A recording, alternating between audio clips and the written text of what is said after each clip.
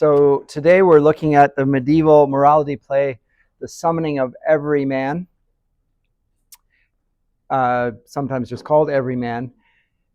And it is the second play that we've looked at. You'll recall way back at the beginning after we did the Odyssey, we looked at Oedipus Rex, or Oedipus the King, by Sophocles, a tragedy.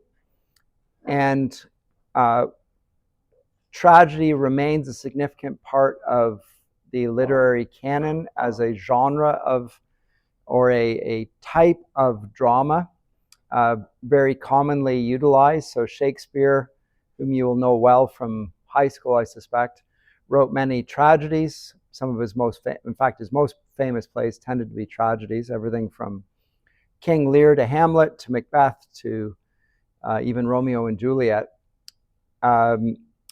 But there are other forms of theater that were utilized that we haven't even looked at, nor are we going to, like comedies. And but also the function of theater was and remains didactic. What I mean by didactic is it is used for teaching. And that's particularly the case with Everyman, composed sometime in the 15th century.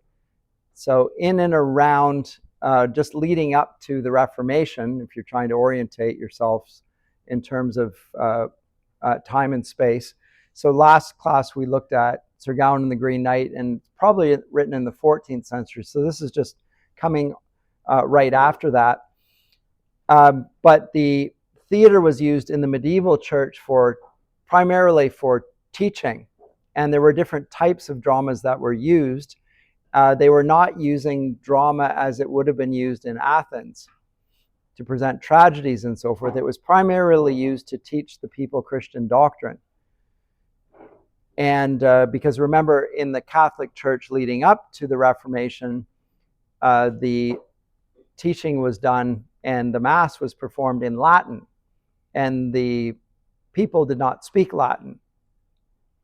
And they would not have understood what was going on. So and the Bible was not translated into the vernacular. In other words, into English in this case, but into Latin, or rather into Italian or German or whatever. That comes after the Reformation. And so the question would be, how would the people know what was taught in Scripture if the church was conducting its services in Latin, and its homilies to some degree in Latin, and the language of the church of the educated was Latin? How did the people receive Christian doctrine? And it was primarily through things like this, through plays. And this is a morality play, author unknown, which presents things in allegorical terms. And that will probably be the thing striking to you. For most of us who come from the Protestant tradition, our best known experience of allegory like this would be from John Bunyan's Pilgrim's Progress. I don't know if you've read Pilgrim's Progress or seen adaptations of it in film or otherwise, but fairly popular. When I say fairly popular, hugely popular. Bunyan's Pilgrim's Progress was, after the Bible, the most read work in America for centuries. So not insignificant. Tends not to be read in literature classes.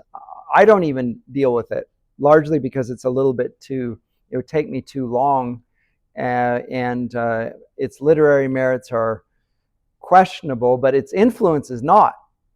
And the mode of teaching that is allegory was and is very popular in not just the 15th century, but even in the 16th century after the Reformation. So I'm not going to deal with 16th century Protestant poets, but some of the best known and best loved Protestant poets are writing Christian allegory, like Sir Philip Sidney, and who writes Arcadia. That's Sir Philip Sidney, and also stories about the what was I going to call it? The Fairy Queen, Spenser. Spenser and Sidney are primarily writing an allegory. And this is even after the Reformation. So allegorical teaching, what I want to say to you, is not the product of Catholicism, strictly speaking. It carries on and is significantly influential even into the 20th century, where we come across it, although he's going to take issue with the description to some degree in the works of C.S. Lewis. We also get forms of allegory, at least a nod in that direction in the